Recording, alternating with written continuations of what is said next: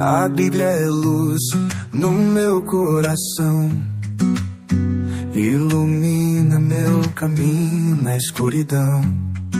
Graça e paz, amados, mais uma vez aí, falando da palavra do Senhor, 6 capítulos por dia de Mateus. Agora nós vamos do 19 ao 24, fica firme, não desiste e vamos lá. Querido, do capítulo 19 ao 24, nós vamos aí quebrar alguns paradigmas, e você vai ficar estarrecido do que eu vou te contar aqui, coisas que você não ouve no púlpito, e você vai saber por quê, tá? Vamos lá, a partir do 19, Jesus já começa falando no verso 8 sobre acerca do divórcio, que Deus detesta o divórcio, porém os fariseus vêm testar o Senhor, mas Moisés nos deu a carta de divórcio. Aí ele fala, Moisés lhe deu a carta por causa da dureza do vosso coração.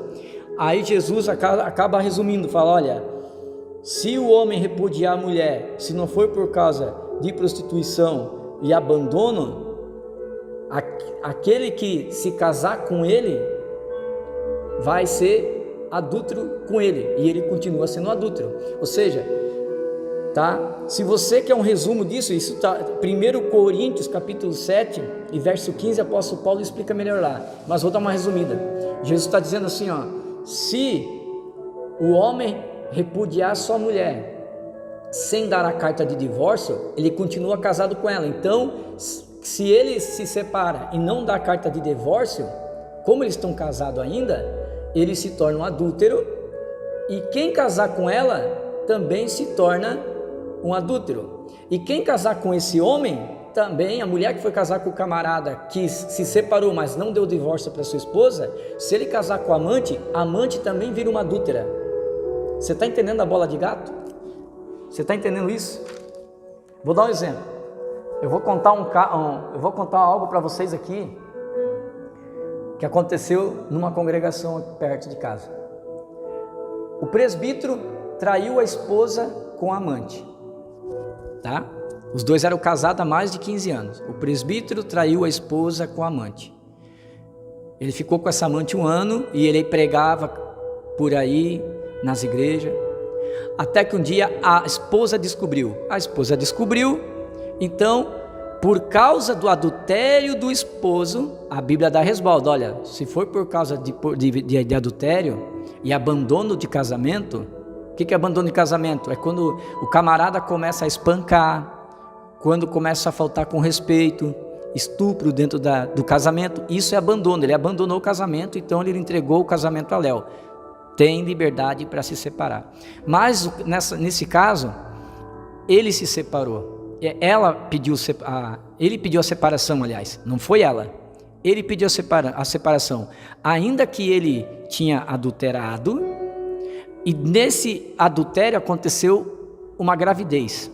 Então ele abandonou uma família de 15 anos para ficar com a amante, tá? Só que a esposa perdoou e queria continuar com ele. Porque a Bíblia diz que o melhor é se perdoar, mas se não tem como. Como foi ele quem primeiro, ele desistiu do casamento e ele adulterou. Então ele maculou o casamento. O que é macular? Ele manchou. Então não importa com quem esse cara case, ele será para sempre um adúltero, e a amante que casou com ele se torna uma adúltera. Detalhe, ele se separa da família de 15 anos para casar com a amante, porém a amante também era evangélica, e a mesma igreja, o mesmo pastor que sabia que o camarada adulterou por causa do dízimo, sei lá o que, não botou em disciplina, aceitou a amante como esposa, casou os dois de novo, não poderia, casou os dois de novo, e a família que estava naquela congregação ali há mais de 15 anos se desviou, porque o pastor daquela congregação, olha a coisa terrível, abraçou o marido adúltero com a amante adúltera, e hoje eles cantam e pregam nas igrejas. No mundo espiritual isso é um veneno, porque a unção, meu querido, ele é transferível. Unção é transferível. Lembra que Deus falou para Moisés, para ele colocar a mão sobre 70 pessoas para ajudar ele com autoridade? Então, da mesma forma que eu transfiro bênção do céu, se eu sou um adúltero, se eu sou um viciado em pornografia, um homossexual, quando eu coloco as mãos, o que tem de mim ruim, vai para quem está ali. Então, olha quanto demônio essa família está espalhando dentro da igreja. Por isso que tu entra numa igreja e a igreja é pesada. Por quê? Porque quem está no púlpito já está no 5º casamento e é adúltero. Você ouve isso na igreja? Não ouve, porque geralmente o pastor que está cuidando de você, ele já está no 5º casamento. Então tem fatos, querido, que assim, quando tem espancamento, aí o Senhor deixa. Não, pode se separar, entendeu? Mas quando a família original, quando a esposa original ou o esposo original não quer se separar e a pessoa opta por abandonar para ter uma outra família, ainda que seja crente, ele se torna maculado, ele manchou o casamento. Então esse camarada vira um adúltero para o resto da vida, e quem casar com ele também se torna adúltero. A salvação já foi, não tem jeito. É polêmico, mas é o que está escrito. Glória a Deus. No verso 30, a gente vai ver que os saduceus, que não acreditavam na ressurreição, foram testar Jesus. Disse: olha, Jesus, o meu irmão faleceu e eu tive que ficar com a esposa dele, porque na cultura judaica funciona assim. Quando o irmão mais novo morre, se ele tiver esposa, a esposa fica automaticamente com o irmão mais velho. Ele tem que assumir ela para honrar a geração do irmão. Você entendeu? É assim que funcionava. Se o meu irmão mais novo morresse, a família dele, eu teria que assumi-la e cuidar daquela família, para ela não ir para a rua, sabe? É assim que funcionava. Aí eles perguntam para Jesus: como é que vai ser no céu, se nós se encontrarmos no céu? Aí Jesus chama eles de hipócritas. Vocês não sabem o que está escrito? Que no céu não haverá, o homem não se dará como marido, e mulher não se dará como esposa, porque no céu seremos como anjos. Então no céu, esse papo, eu vou morrer, eu quero lá ver a minha filha, eu vou morrer e vou lá ver. Não, querido, você não vai ter mais aquele amor eros, que é um amor humano. Lá no céu a gente não vai ser esse corpo corruptível, vamos ser como anjos. Então não tem esse negócio. Imagina o quebra-pau que vai dar lá em cima, o camarada que casou 5 vezes e foi viúvo 6 vezes, como é que faz daí? Ia ser uma bagunça no céu. Mas não vai ter, tá, amados? No céu seremos toda uma família só, não seremos mais como esposo e como esposa. Interessante, né? Capítulo 23, o capítulo 23, querido, Jesus desce o sarrafo nos fariseus e nos religiosos, desce o sarrafo. E por que desce o sarrafo, querido? Porque os fariseus, eles pregam e não vivem. E o que estava acontecendo? Deixa eu ver aqui, ver se eu não deixei passar, deixa eu voltar aqui que eu esqueci um negócio. No verso 15, os herodianos, no capítulo 22, tá? Eu deixei passar. Lá no verso, os herodianos, a mandado dos fariseus, os herodianos é aqueles camaradas que veneravam Herodes e diziam que Herodes era o Messias. Foram falar com Jesus perguntando, para ver se Jesus dava um pé fora. A gente deve pagar tributo? Aí Jesus pergunta, de quem que é a imagem da moeda? Aí eles falam, de Herodes, é de César. Aí ele diz assim, dais a César o que é de César e a Deus o que é de Deus. Tributo é para quê, amados? É para manutenção, é imposto, para ter saúde, para ter segurança, moradia, né? Então, dai a Deus o que é de Deus e a César o que é de César. Jesus nunca disse que não precisava mais trazer o dízimo. Quando ele está dizendo, dá a Deus o que é de Deus e a César o que é de César, ele fala, dai a Deus o que é de Deus, porque eles queriam que Jesus dissesse, não, só dá o dízimo aqui para o templo, porque os fariseus cobravam o dízimo ferrenho, dízimo de tudo que tu imaginar tinha no Antigo Testamento. Então eles não davam nem dízimo, né? Era um trízimo já. Então eles cobravam o dízimo pesado. Então os herodianos esse grupo foi perguntar para Jesus, para ver se ele ia dizer, não, tem que só dar o dinheiro para Deus no templo. Mas Jesus foi esperto, ele pegou e disse, não, de quem que é a esfinge que está na moeda? É de César, então dá a César o que é de César e Deus o que é de Deus. Glória a Deus. Então, no verso 37, ainda do capítulo 22, que eu deixei passar, Deus dá um novo mandamento: amar a Deus sobre todas as coisas e com todo o teu entendimento, com todo o teu coração. Querido, amar a Deus nunca foi um pedido, embora o povo trata como pedido. Amar a Deus nunca foi um pedido. Amar a Deus é uma ordem. Você é obrigado a amar, porque você foi feito para amar. Se você não amar a Deus, você vai amar o teu carro, vai amar tua esposa, teu esposo, vai amar o teu cachorro, vai amar o periquito, o papagaio, e nunca vai amar a Deus. Então, a Deus é uma ordem, é amar, porque você foi gerado para amar. Se você não amar a Deus, você vai amar outra coisa. Glória a Deus. Agora sim, tá? Agora sim, podemos voltar lá para o capítulo 23, aonde Jesus repreende os fariseus. Estava virando já um comércio. Você viu lá que Jesus ele entra, ele pega, ele briga com todos, ele quebra o pau lá com os comerciantes. Por quê? Porque os comerciantes, por causa dos fariseus, eles fizeram comércio da obra do Senhor. E Jesus fala, olha, vocês não estão vendo que a minha casa do meu Deus é a casa de oração? Por que Jesus brigou com os comerciantes? Eu vou te explicar por quê. Porque na época de Jesus, quando você fosse fazer uma oferta, você tinha que levar um novilho. Só que esse novilho tinha que ser criado por você. Você tinha que comprar ele filhotinho, ele tinha que ser perfeito, sem nenhuma mancha, tem que ser todo vermelho, e teria que ser levado para o sacrifício. Só que, o que estava acontecendo?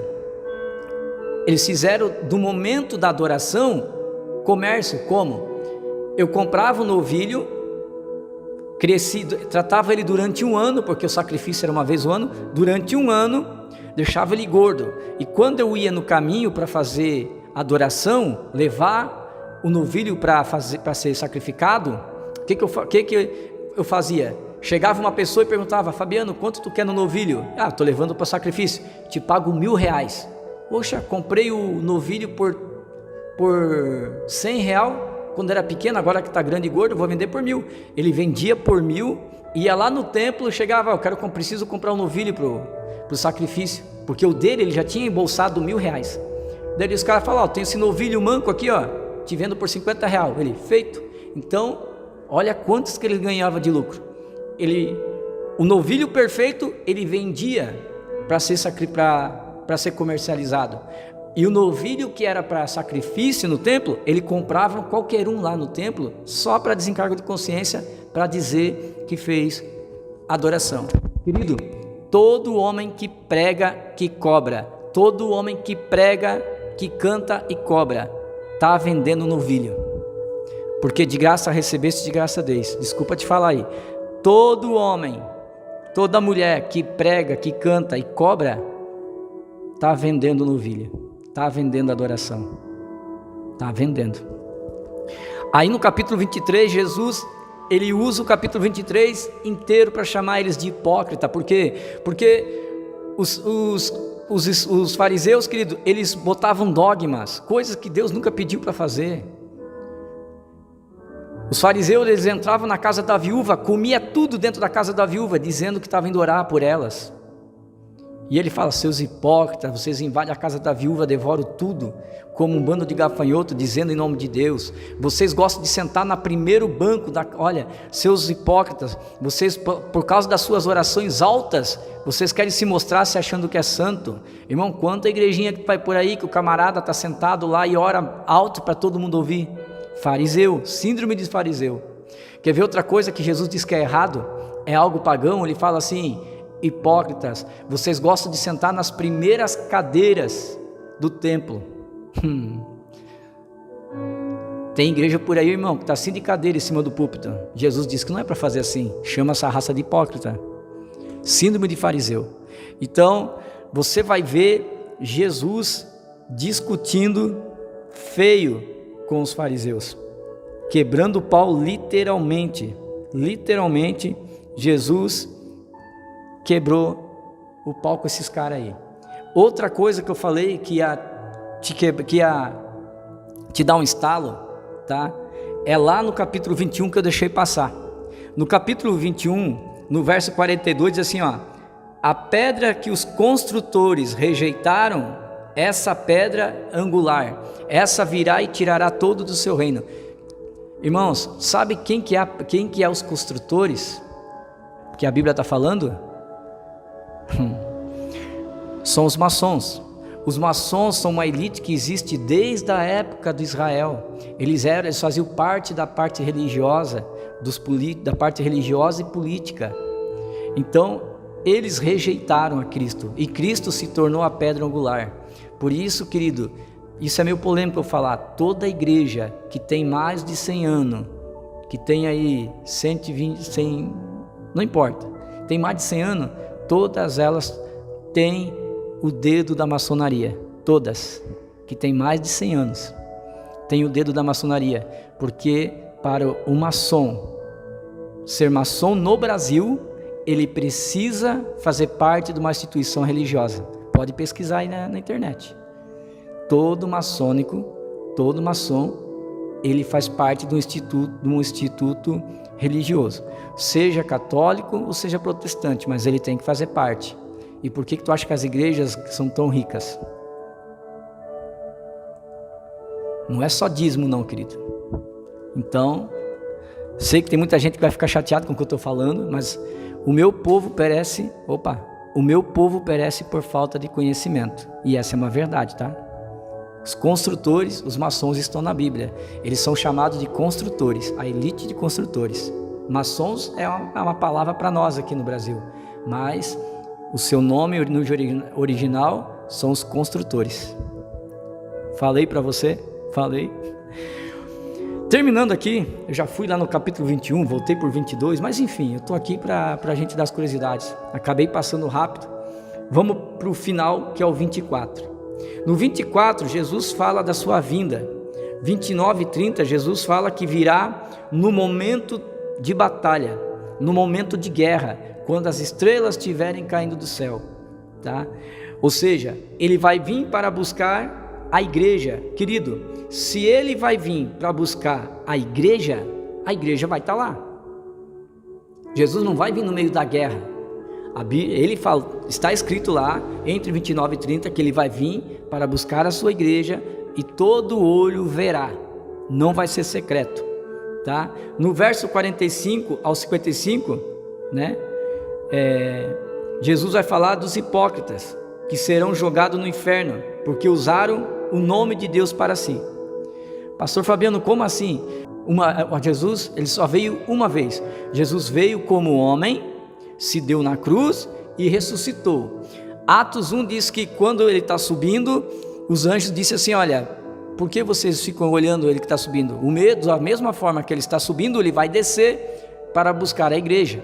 Então, eu já fui pré-tribulacionista. Por 14 anos eu acreditava que existiria 2 arrebatamentos. Primeiro um, depois de 7 anos outros. Mas, se você ler Mateus 24, só existe um. Jesus só vai vir mais uma vez, porque ele já veio. A segunda vinda vai ser quando acontecer a guerra do Armagedon. Jesus vai vir para buscar a sua igreja, tá? Existem 7 trombetas que a Bíblia fala na escatologia que vai ser tocada. São 7 trombetas, 7 selos que serão abertos. A cada toque de uma trombeta, um selo será aberto. Selo da fome, destruição, tá? Guerra.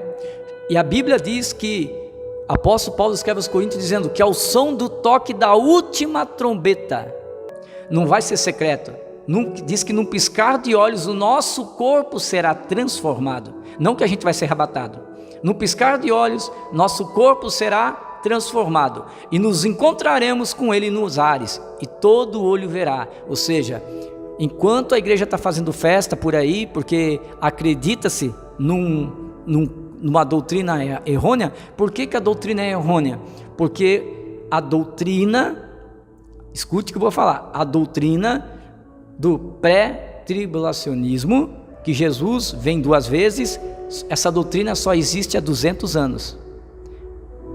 Ninguém na Bíblia prega isso. Nem Charles Spurgeon pregou, nem John Wesley, nem Billy Graham. Essa doutrina tem apenas 200 anos. E o pós-tribulacionismo tem 2000 anos. Então muitos crentes, assim como eu, quando lemos a Bíblia, não começamos a crer em contos isolados, nós voltamos ao princípio. Eu fui pré-tribulacionista, só que quando a gente lê Mateus 24, não tem como você crer. Não tem um versículo bíblico dizendo que Jesus volta antes dos 7 anos e depois dos 7 anos.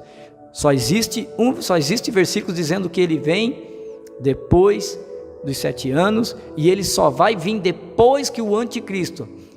O apóstolo Paulo fala em Tessalonicenses que quando o filho da perdição,